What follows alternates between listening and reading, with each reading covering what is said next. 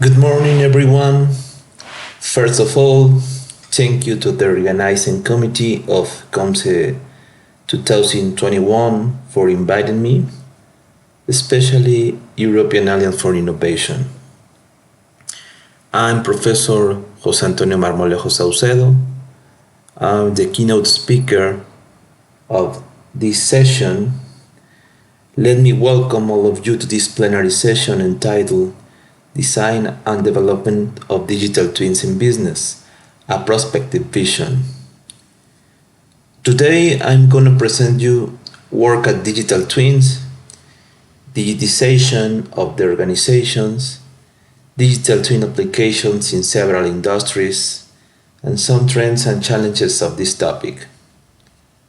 To understand the current situation of digital twins in business, we have to go back in time and to remember that the digital twin is not completely new concept. It is rooted in some existing technologies such as 3D modeling, system simulation, digital prototyping, including geometrical, functional, and behavioral prototyping, etc. We will start with understanding what the digital twins are. Well, in this part of the session, I will start with understanding what the digital twins are. We will look at their historical perspective, where it came from, and we will examine where we are today with digital twins and see what is their significance going forward, because I think this is one very important technology and I will prove it to you in this talk today. Finally, we will wrap up with the Q&A. So, what is digital twins? This is the first question we need to ask and try to answer. The digital twins generate a lot of interest these days, and judging by very good turnout on our call today, this is also true for our audience, but the question remains because I bet some people would find it difficult to explain what is. And even when people talk about digital twins, we often find that people talking about different things. And that's why I'm calling it the Babylonian challenges, trying to find a common language when talking about digital twins. So, is it like, what are we talking about? Is it like about 3D models? Is it about building construction? Or is it about augmented reality? We have examples of all of these elements in this picture. Is it, or you will hear terms like virtual things? Is it the same or different? How above divides twins? So, looks like we have a lot of work ahead of us in trying to understand in this short session. So, let me start with this definition that I borrowed from Microsoft Azure. This is how they talk about their digital twin service. They say that digital twin is live replica of any physical environment, processes, people, systems. It tracks the past and predicts the future. So this is such as a short definition, but it has a lot of meaning to it. Let's unpack it a little bit. So, first of all, digital twins, from this definition we can see that digital twins not only applies to physical objects, but also to abstract concepts like, process or systems, right? It is a live replica. What does it mean? It means that it reflects current state of the entity based on sensor data from IoT, and it's more than just a simple kind of indicator of current state, because digital twins encapsulate the deep understanding of this entity, and it can even predict the future state based on the current date. So this predictive capability is very important here. It's sort of a signature trait of digital twins that sets them apart from early generations of online monitoring technologies. And in fact, at the point, it doesn't even have to be online, right? We can think about autonomous car that is explicitly designed to operate correctly in completely disconnected scenario based on the models of intelligent behavior incorporated into the car itself, right? Let's see. Here is one more definition that comes from Wikipedia. Digital twins integrate IoT, AI, ML. What does it mean? AI is artificial intelligence and ML is machine learning. So analytics in this context with spatial graphs to create living digital simulation models. So, okay, let's parse this one. First of all, we already seen some parallels in this definition with the previous slide, such as IoT, right? Because we already mentioned the sensor data that comes from IoT, and the word simulation here is a synonym for predicting the future from the previous definition, but this definition goes even further to give us a hint that these special psych talents of digital twins, prediction the future, they are based on AI and ML models. So together, these two definitions also help us establish this three-sided relationship between digital twins, IoT, and AI ML. So let's remember this. We will get back to this talk later. On this slide, I would like to gathered if you cannot representative pictures to illustrate what a how digital twins can manifest in different scenarios. And one thing we can notice right away is that look at this these wireframes, this and this. What these wireframes or what are they? A polygon meshes, right? These are polygon meshes. So 3D representations, and so here's what people think about first of all when they hear about digital twin. It's gotta be this precise 3D representation, right? Well, this is it doesn't have to be like this, right? Because depending on the domain in the scenario, the exact geometry and exact look and feel may or may not matter. So first, let's look at an example where it matters. Like in this example, where we have a digital twin of electrical motor. The electrical motor is modeled using physics, simulations, And those physics simulations, they can be calculated rather precisely from the geometry of the motor. Or let's look at this example.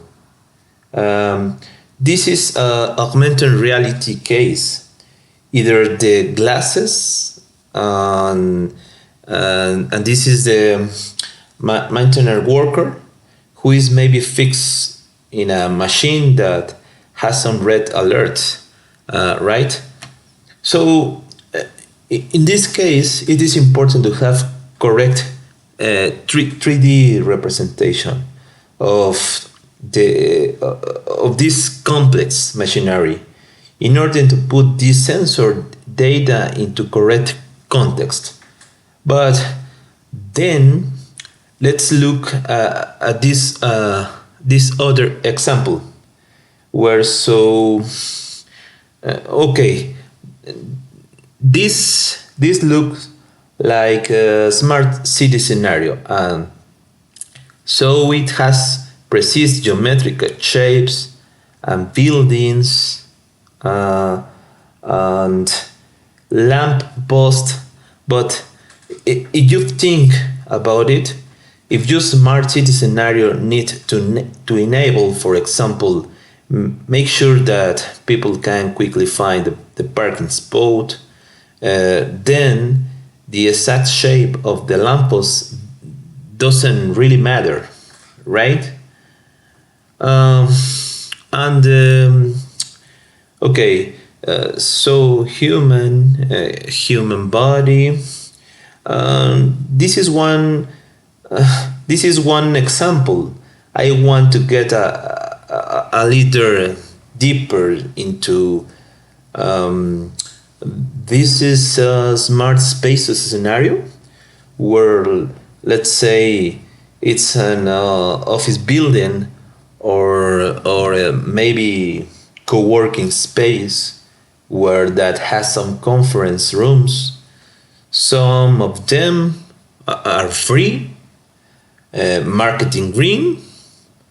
Here's some occupied and red, or maybe some alarm like AC is not working, so better not use that room. And then some rooms may be partially occupied and whatnot.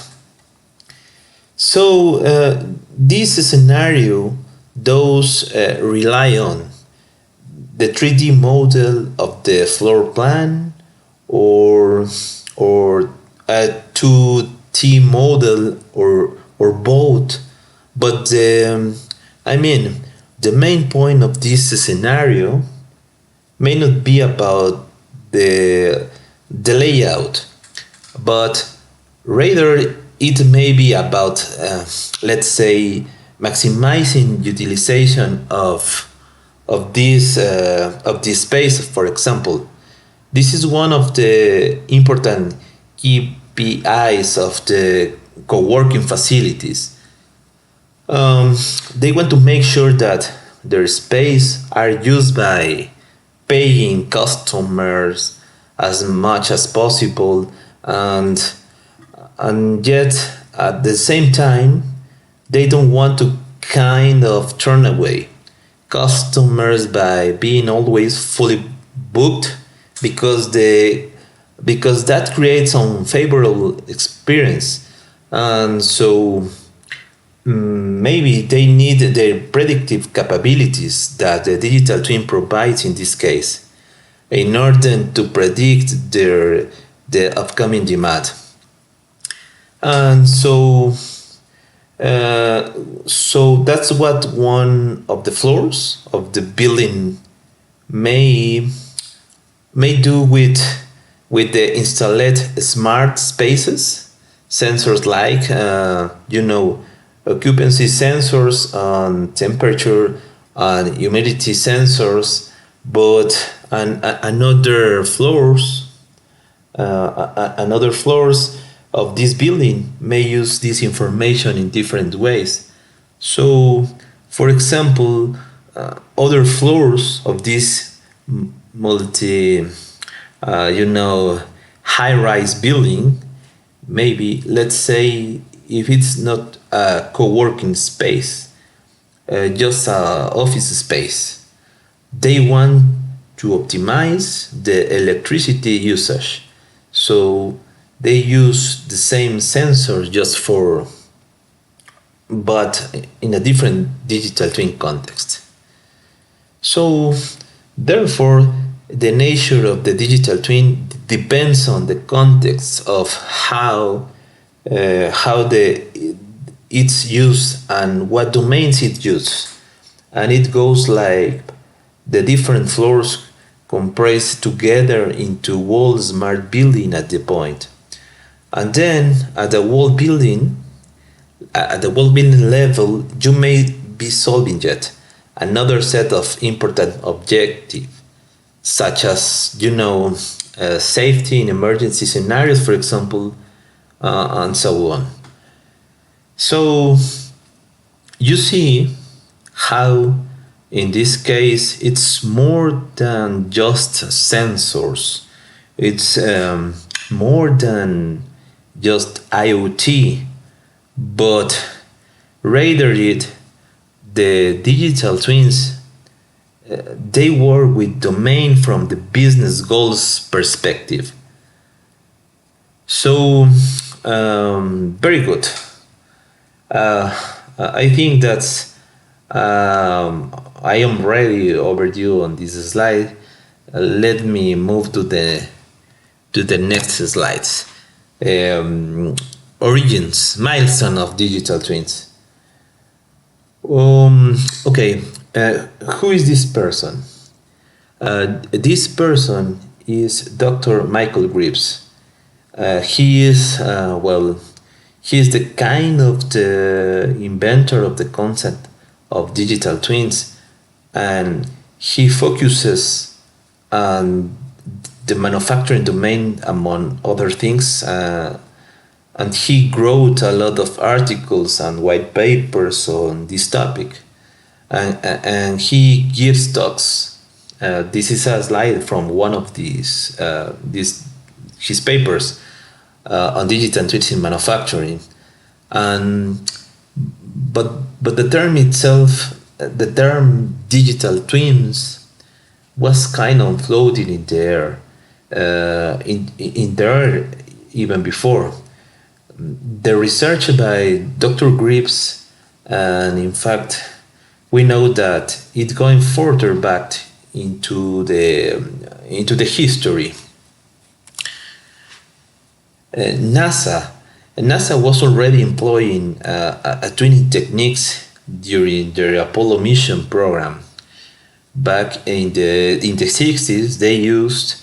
So this is a picture of their simulation center for the Apollo mission. There are like 15 different simulators that the center had, and they were used for training the astronauts and the personnel in the flight control center, and for testing different procedures for the flight. And these simulations were highly precise simulations that were computer-driven simulations that were operated by this. You see these mainframe racks. They had 8 computers there on site that were supporting all these simulations here. So, and the reason that people say that NASA is kind of the pioneer of digital twin is because of this infamous Apollo 13 accident, and use of these simulators in conjunction with the live data about the state of the ship. A spaceship helped them come out with the right solution, and help them bring the astronauts safely back to the Earth, even though they didn't have for the IoT back in the days. The communication was done. They still had like a state of art telemetry even then. So I think this is a very good example of an early digital twins. Um, so let's see. Um, Now, if we move to this century, here's how we can talk about digital twins. We can use this Garner hype cycle curve, um, this hype cycle curve. If I'm sure people are familiar, for those who are not familiar, let me give like a brief overview of what is. Is this curve shows the level of the level of excitement about particular technologies and how they progress with time. So it starts um, with the technologies being completely unknown, and then as time moves on the horizontal axis, technologies become more known, and the level of expectation of this vertical axis it increases. I mean, what expectation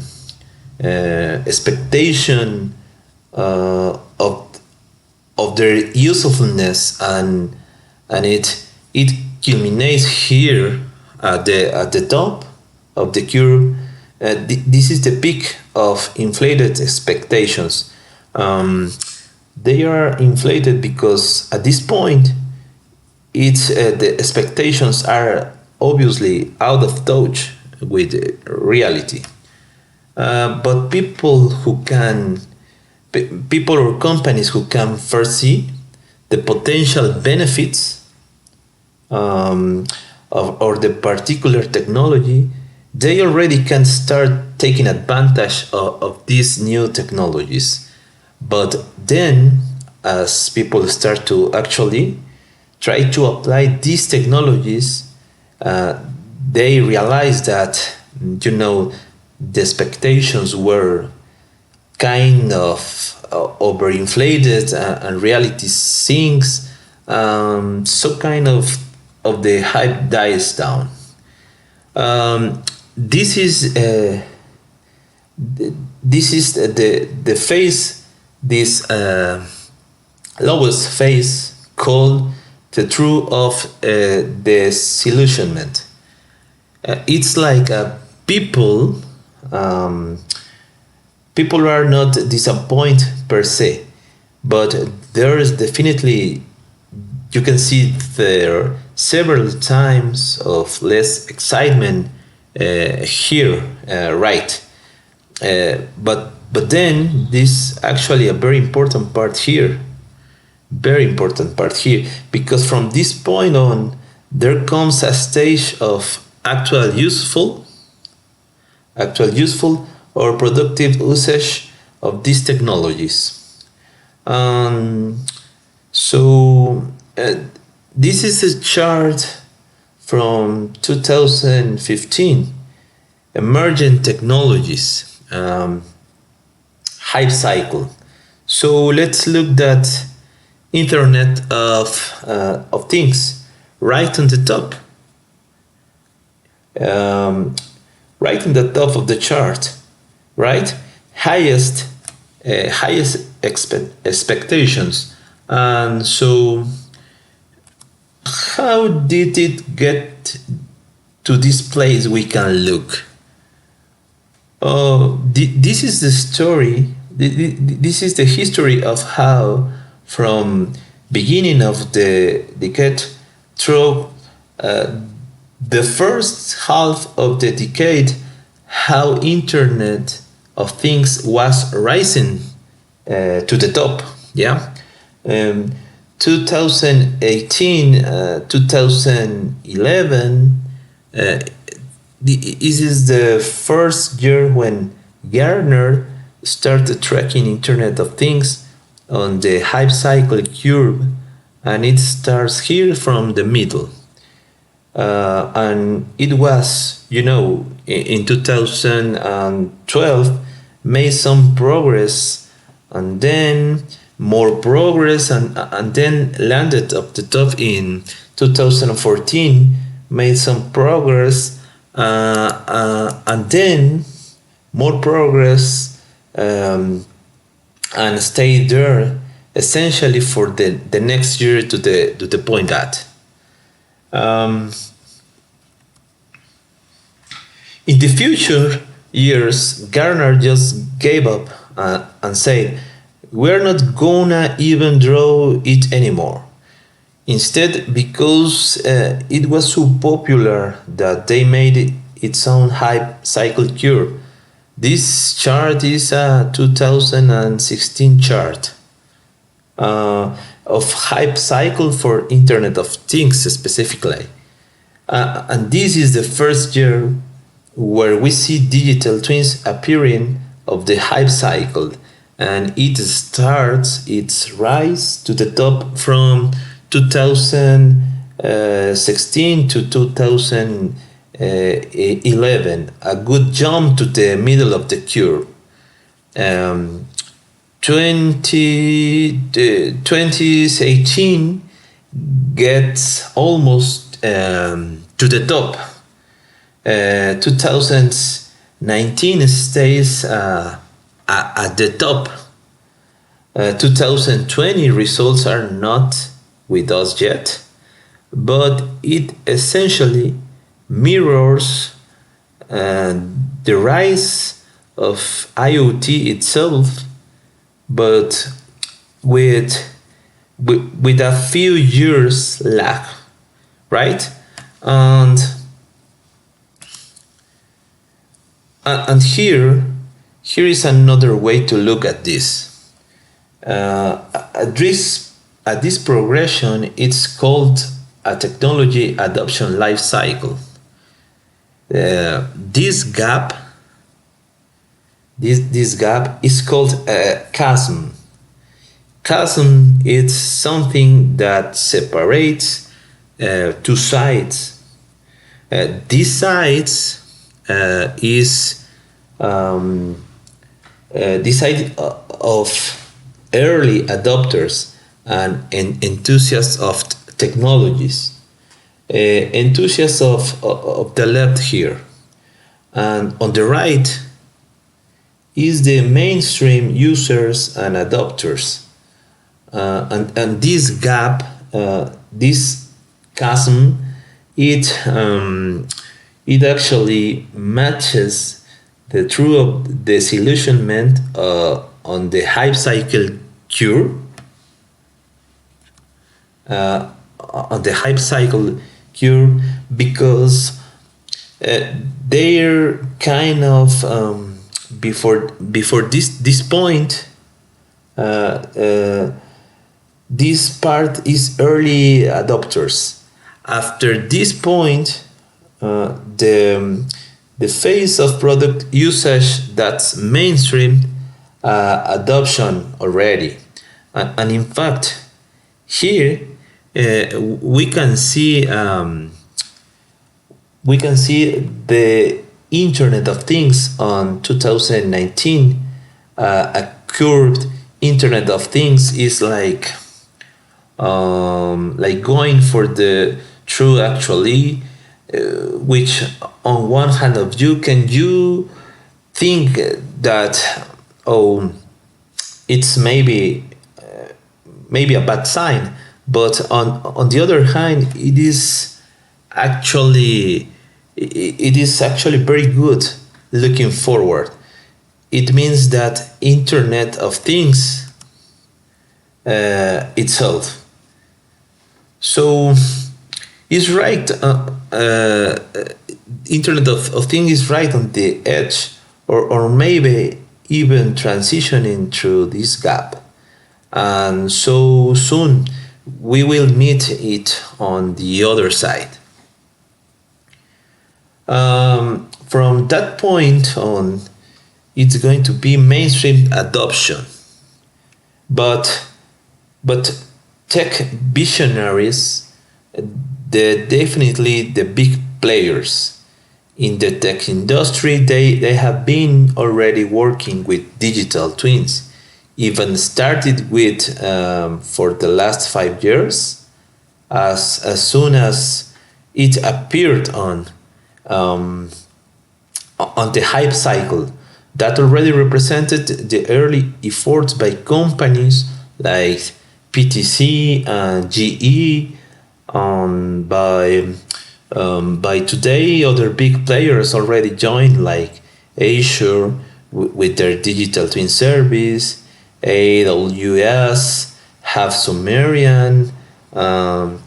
They can be used for, AR, VR application, and IBM Maximo, Siemens has a digital twin effort. Google has a digital twins. Well, let's talk about the actual architecture of what's involved in the real digital twin scenario. And you see, there's so much more complexity there. This is an architectural diagram from Azure Digital Twin Service. And the devices part here in green is only a small subset of the whole picture, okay? And the rest of these blue components represent all the intricacies of the specific domain and all of the complexity that every domain brings with it.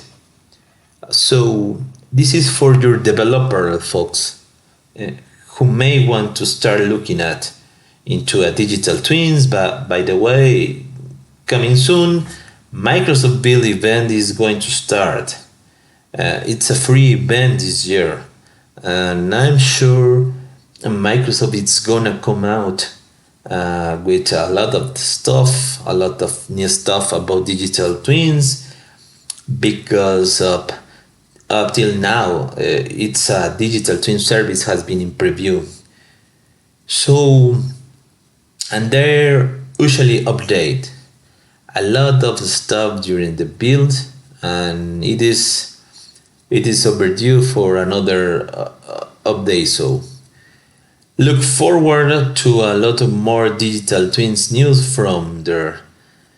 Let's talk about this next slide. This next slide, it represents the now that we covered the past and the present. This one represents the future portion of it.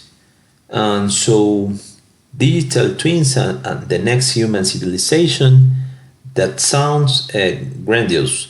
I know, so what are we really talking about? Let's see.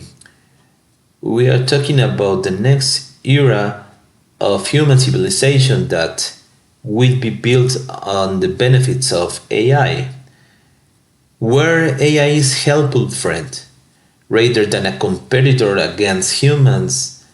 And this is not some kind of science fiction. The threat of losing jobs to robots is here today, and the extension will only be increasing in the coming years. As the AI progress accelerates at ever increased pace, there's a great book on this topic by Chifu Lee called AI Superpowers, Silicon Valley and China, and he gives some very interesting numbers for example, of the percentage of jobs that will be threatened in the next few years by AI and robotics, and in some studies these are staggering numbers, like upwards of 50%. So I'm not making this up, right? And the funny thing is, one hand, humans are wary of AI and robots, but on the other hand, humans desperately need AI help to solve some of the most pressing problems of our civilization, like diseases and climate change, and food and shelter shortage, health care and elderly care, poverty, inequality, and so on. So this is the dilemma we solve: how to turn AI from a foe to a friend, and do it in a way that serves the needs of all members of human society. This is where digital twins can play a very important role. Um, Let me explain. Remember how in the beginning we talked about the symbiotic nature of AI, IoT, and digital twins, because AI needs IoT to feed it. The massive amounts of data, because that's when AI really shines. The more later you give it, better quality of the insight you're gonna get out, right? And in turn, IoT needs AI to give it this the level of smarts and intelligence that is required to operate in the physical world, um, because the stakes are higher in the physical world, physical harm to people, and damage and whatnot. And so digital twins, what's the place of digital twins in this picture? Digital twins act as the delivery vehicle of AI benefits to the users. So essentially, digital twins is the productized from AI that is built into these smart connected products and services that are based on IoT and AI. And so uh, already today you can see the digital twin marketplace starting to appear, such as IBM Digital Twin Exchange, where people can buy and sell these smart digital twin modules. Similar things exist on other platforms.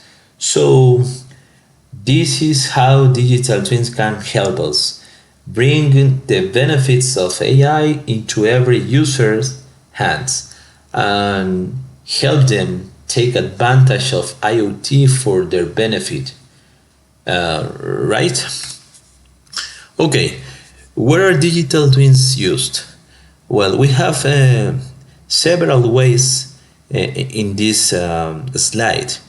Um, we can mention the electricity sector, agriculture, automobile, aerospace, healthcare, city construction, manufacturing, of course, and drifting platform, and so on. But in this session, we are talking about a specific archetype of an organizational digital twin.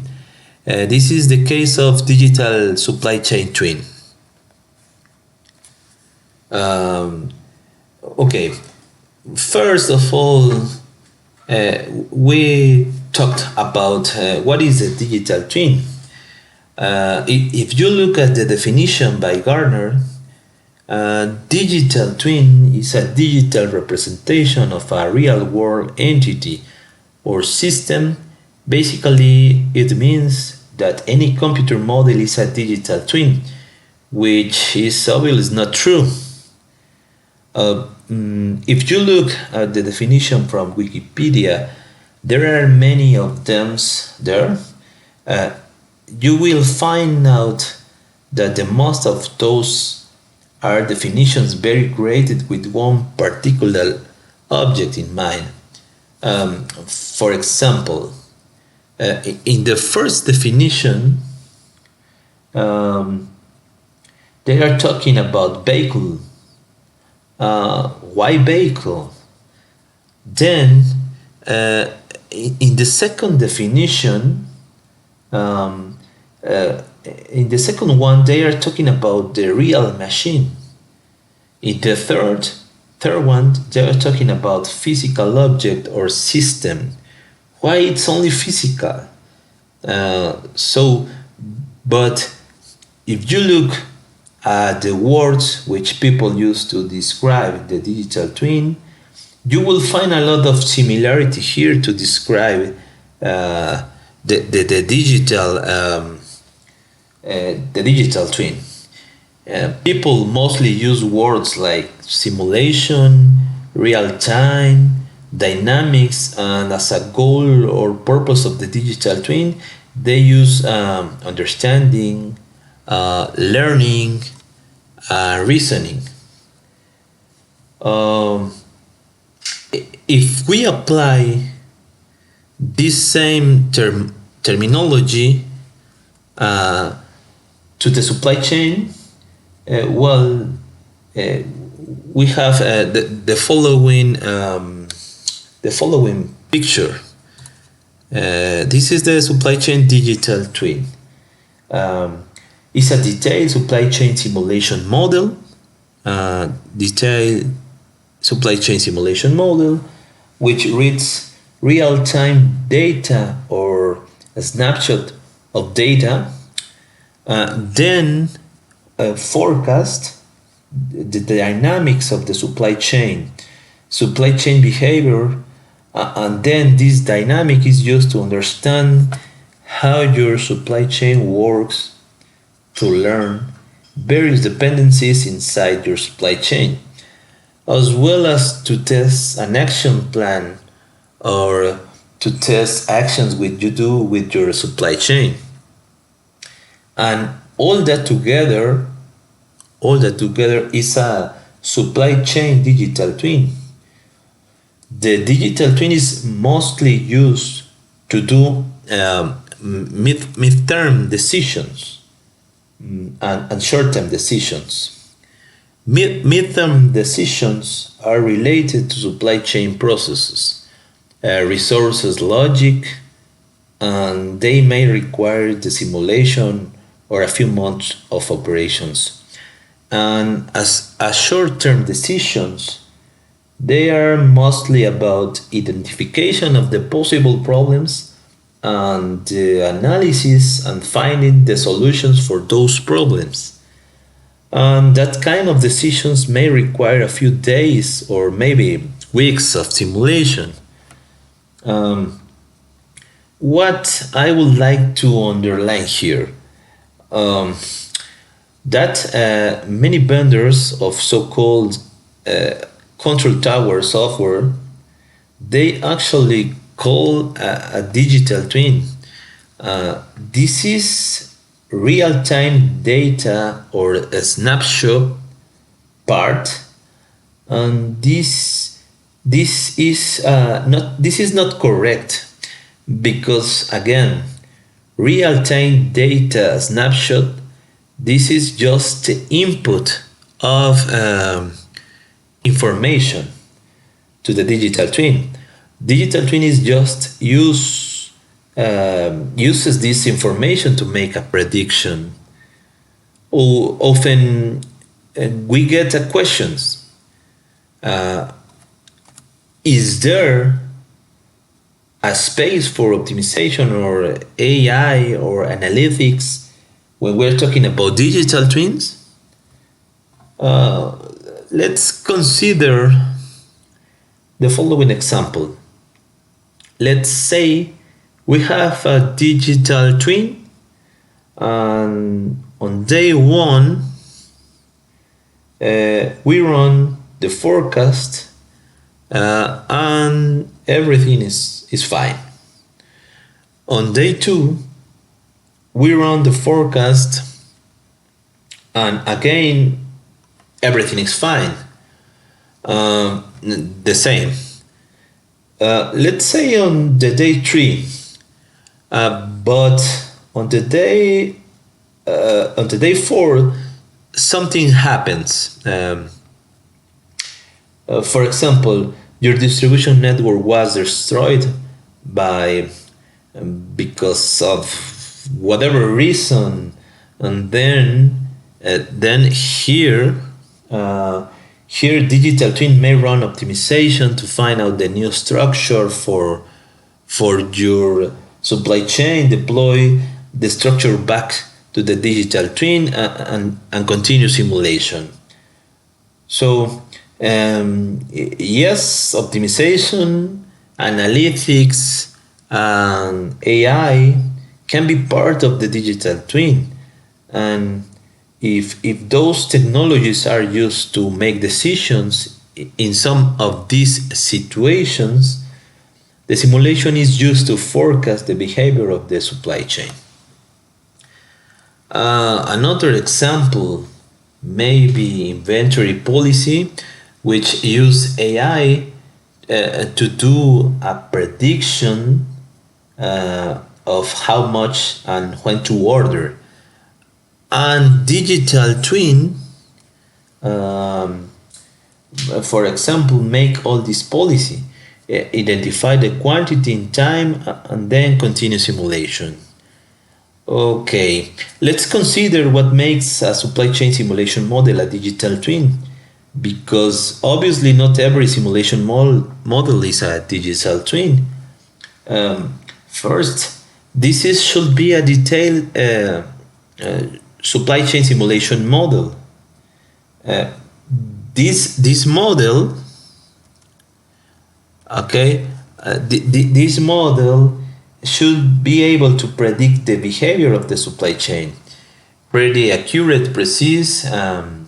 Just otherwise, digital twin doesn't make sense. Then, digital twin always use the real-time data or snapshot to do the forecast. It just has to be able to read the current state of your supply chain and forecast its behaviors for some things in the future. Okay.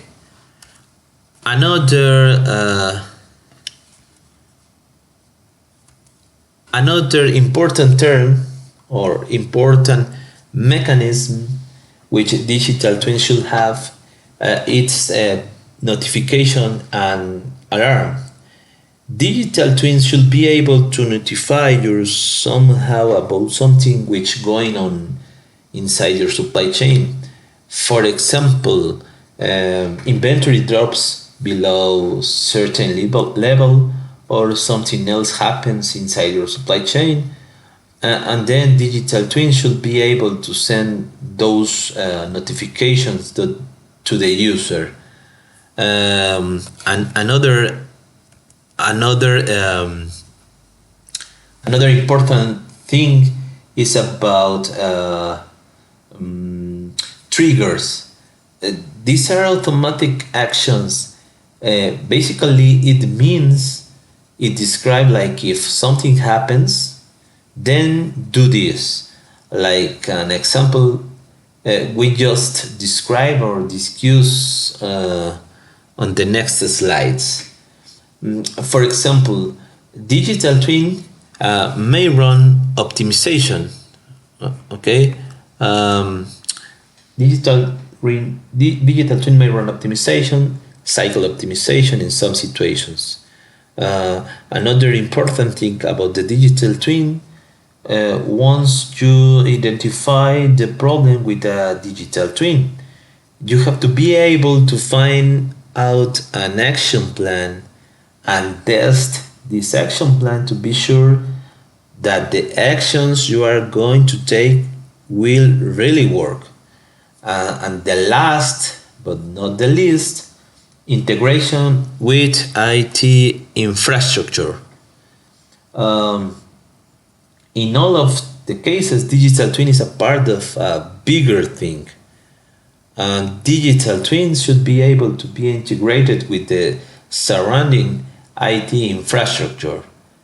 Uh, let's consider a control tower. For those who are not familiar with this term, this is just a central hub which gives you visibility on your supply chain, what's going on inside your supply chain, and also which helps you to make the decisions and track your actions.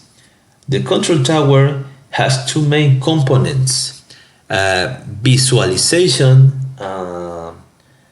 or BI, which user use to make the decisions to analyze the current state of the supply chain, and some of these visualizations are based on data. Inside, there are three models. The first of them is responsible for representing the current state of your supply chain and its history. This is the first one. The second one, responsible for decision support and forecast. Decision support and forecast. And this is exactly why we place, so this is exactly why digital twins are used. And again, I think this console tower concept, that's actually not only about supply chains, it's in general about companies. On this slide are just talking about supply chain in manufacturing, but also you may add like for example marketing, finances, whatever else, again to predict the forecast, the dynamics of your company. Remember that control tower is a central point which gives enhanced visibility for short, mid, and long-term decision making. So a control tower usually has a data module, visualization model, current state or history model, decision support forecast model, task and case management model that allows you to implement and track an action plan. So as I said before, this concept of console tower, it's not only for supply chains. Okay, so well, we can conceive the digital twin supply chain embedding into your business environment. I mean, we can use the ERP technology to take advantage of this integration. So these are schemes of an example of supply chain digital twin.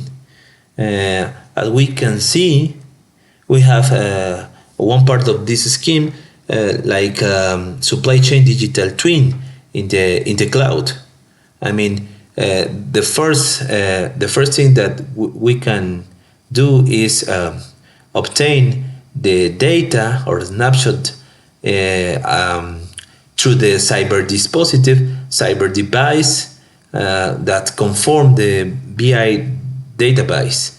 Then we can use BI technology, like business intelligence technology, to put all this information in a Tableau format, and then we can connect this this information flow with optimization platform or simulation platform to obtain more specific information about the behaviors of your supply chain. And this flow of information is a cycle. The main characteristic of digital supply chain twin is that is cycle process in all of the processes. Okay. Well, for the challenges of adopting digital twin, well, the first step in developing a digital twin is to have 3D drawings. There was a survey where the user believes 2D illustration is highly essential. Digital twin with a 2D design model is not possible. Most of the industries are still working on 2D drawings, but we have 3D drawings. So this is the first step in developing a digital twin. Secondly, the major success behind digital twins will be the digitization. Many industries that have to adopt digitization has a digital twin.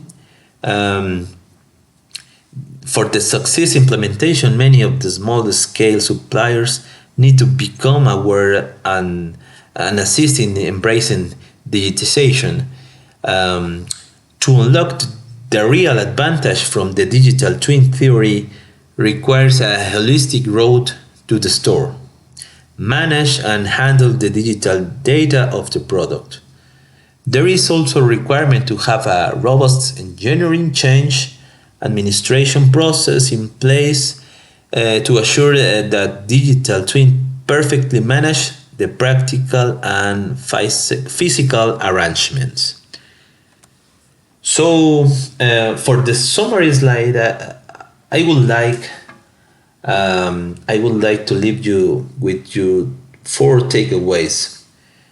That digital twin is a real world entity powered by IoT sensor data and with behaviors that are based on AI and machine learning models. That digital twin is more than just a 3D model. It's more than just blueprints of a building. Digital twins solve the needs of the specific business domain. And that digital twin enables the future that is enriched by AI and machine learning. And finally, remember, a supply chain digital twin as an organization digital twin doesn't stand alone. These digital twins integrate with company systems, for example, ERP systems.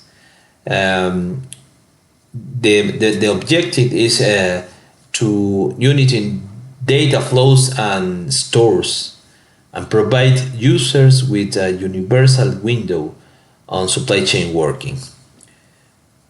So, well, now we open to Q&A, and I would like to close this plenary session by thanking first of all our organizers and also all the participants in the conference. I hope this is part of more global set of actions that we all can take in the digital twin developments. So thank you very much again to all of you, and I hope to see you again in other events around the world, especially about digital twins in business. Well, have a great weekend. I'm Professor Antonio Marmolejo. Have a great weekend. Thank you for listening.